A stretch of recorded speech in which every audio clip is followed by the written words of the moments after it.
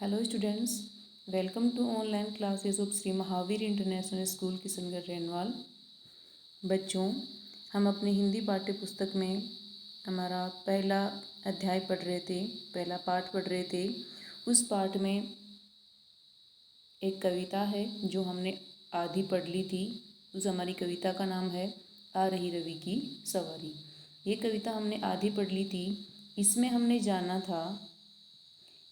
ये जाना था कि जो कवि हैं वो कवि सूर्योदय का जो दृश्य है उस दृश्य का चित्रण यहाँ पर कर रहे हैं कि जब सूर्य उदय होता है तो सूर्य उदय होने पर किस प्रकार का दृश्य पृथ्वी पर उत्पन्न हो जाता है। उस सूर्य का प्रकाश जो ही धरती पर पड़ता है तो आकाश से लेकर पृथ्वी तक का जो वातावरण होता है, जो दृश्य होता है, वह बड़ा ही आकर्षक होता है और सूर्य की किरणें चारों ओर फैलने लग जाती है तथा सारी प्रकृति सूर्य के इस आगमन का अपने अपने ढंग से स्वागत करती है।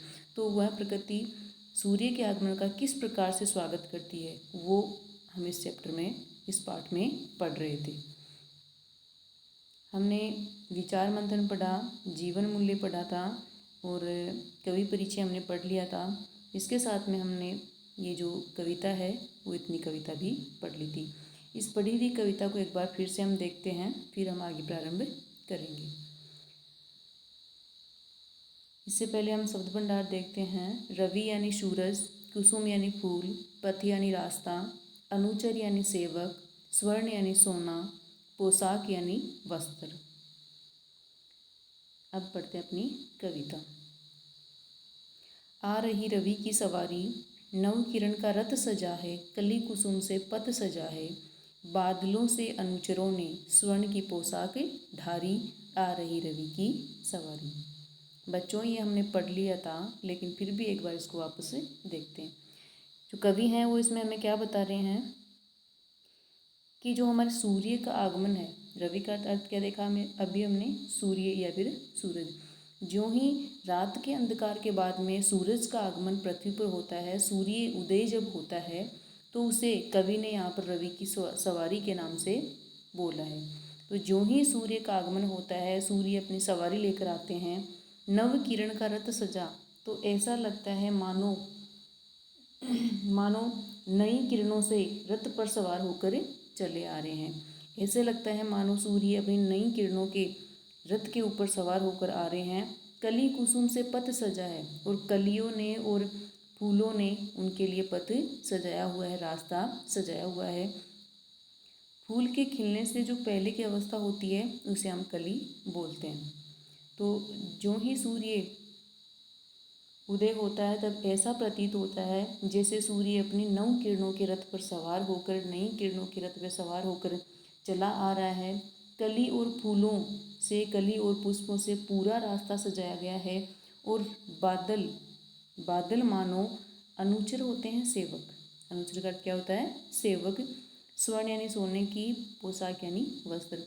और बादलों ने मानो सोने की पोशाक धारण कर रखी है। सेवकों की तरह बादलों ने सोने की पोशाक धारण कर रही हैं।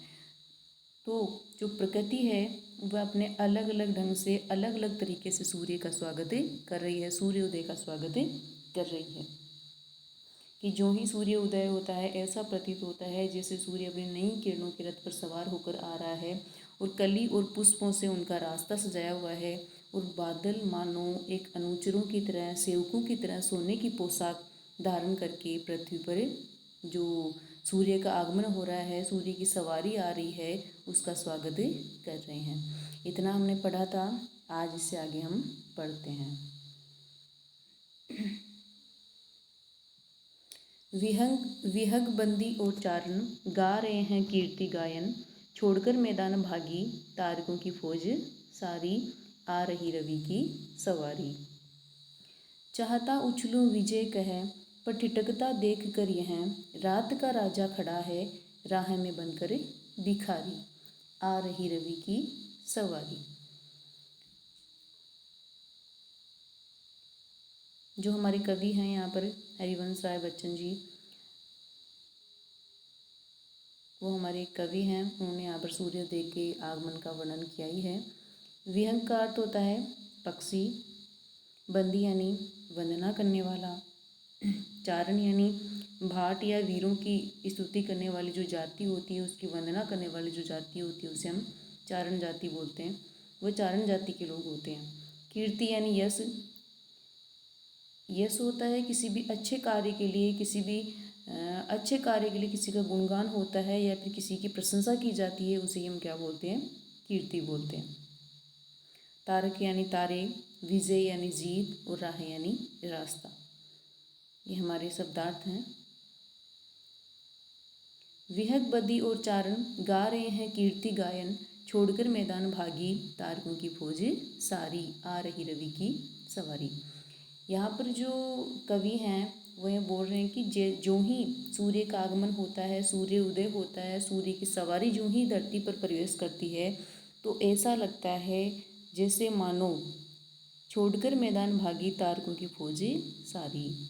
ऐसा लगता है मानो जो अंधकार रूपी जिसका साम्राज्य अभी तक फैला हुआ था, वो साम्राज्य, वो जो भी अंधकार का जो राजा था, वह सूर्य को देखकर, सूरज को देखकर अपना साम्राज्य छोड़कर ही भाग गया है। और एक साम्राज्य छोड़कर भाग गया है और एक लालच बेबस की तरह नजर आ रहा है।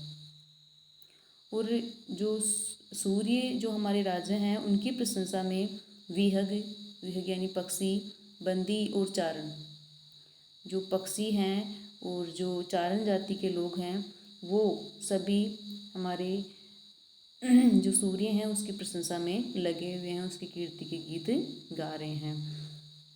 यहाँ पर कवि ने सूर्य की प्रशंसा का वर्णन किया है। और प्रातःकाल जब सूर्य का उदय होता है तो रात का जो अंधकार होता है, रात के अंधकार से सभी को मुक्ति मिल जाती है। रात का जो साम्राज्य फैला हुआ होता है, रात का जो अंधकार होता है, उससे सभी को मुक्ति मिल जाती है। और ऐसा महसूस होता है, हमें ऐसा लगता है जैसे कोई राजा अपने स्वर्ण रथ पर सवार होकर आया है और विजय हो गया है। उसने अंधकार रूपी जो राक्षस था उसको हरा करके विजय प्राप्त की है।